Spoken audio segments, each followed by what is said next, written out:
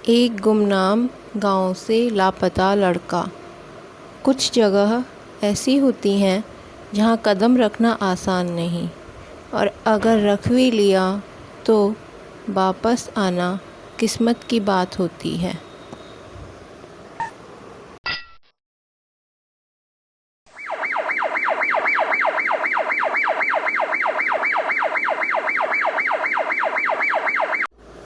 आज मैं आपको एक ऐसे ही गांव की कहानी सुनाने जा रही हूँ जो अब सिर्फ नक्शों में बचा है।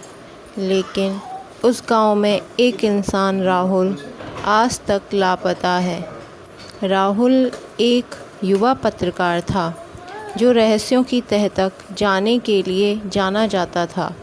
उसे एक दिन एक पुरानी डायरी मिली जिसमें लिखा था, गांव देवपुर, वहाँ मत जाना, वो जगह श्रापित है।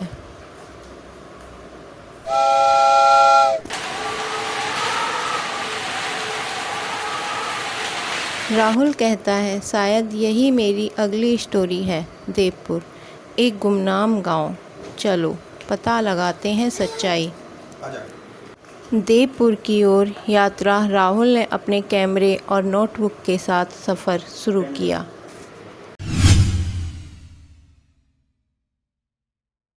रास्ते में लोगों ने चेतावनी दी। गांव का बुजुर्ग खरखराती आवाज़ में बोला, बेटा देवपुर मत जाओ, वापस नहीं आए। राहुल कहता है, डर की वजह जाननी ज़रूरी है। यही तो मेरी जॉब है। गांव में पहला दिन, कौवे की कर कर की आवाज़, बहुत शांति और पैरों के निशान। तेज़ हवा को सुनकर गांव पहुंचते ही राहुल को कुछ अजीब लगा। हर घर का दरवाज़ा खुला था, पर अंदर कोई नहीं था। दीवारों पर सांकेत चिन्ह बने थे। राहुल ने आश्चर्य से कहा, कोई है वहाँ? वापस आओ, वापस जाओ। रात होते ही डर ने गांव को घेर लिया। राहुल को किसी के चलने की आवाज़ें आने लगी। छत पर कोई दौड़ता, खिड़की के पास कोई परछाई।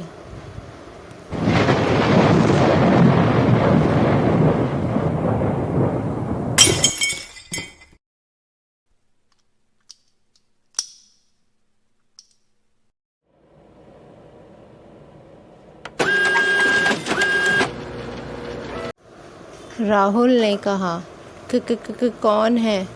दिखाओ खुद को। अचानक दीवार पर घड़ी गिर गई। धड़ाम। गांव का रहस्य उजागर हुआ। राहुल को गांव के एक पुराने मंदिर में एक पांडुलिपि मिली जिसमें लिखा था, हर 10 साल में एक बलि देनी होती है, वरना गांव की आत्माएं भटकती रहती हैं। राहुल कागज़ को पढ़ता है। तांत्रिक सोमनाथ, जिसने गांव को श्राप दिया था।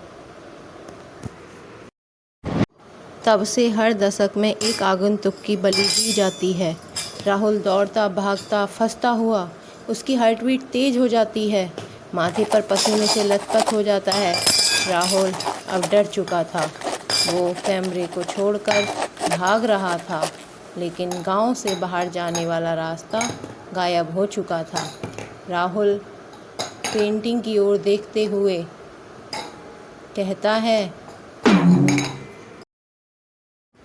ये रास्ता कहाँ गया? मैं यहाँ से तो आया था। और अचानक से फिर कैमरा गिरता है।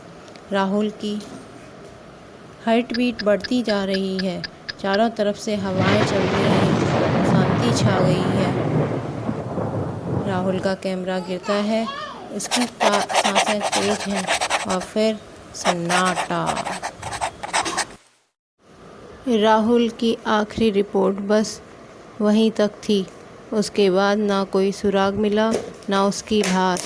लेकिन आज भी देवपुर के पास से गुजरने वाले लोग कहते हैं, किसी की चीखें सुनाई देती हैं। कहते हैं राहुल अभी भी वहीं है, किसी कहानी के इंतज़ार में। तो दोस्तों, कैसी लगी कहानी कमेंट करके ज़रूर बताएं।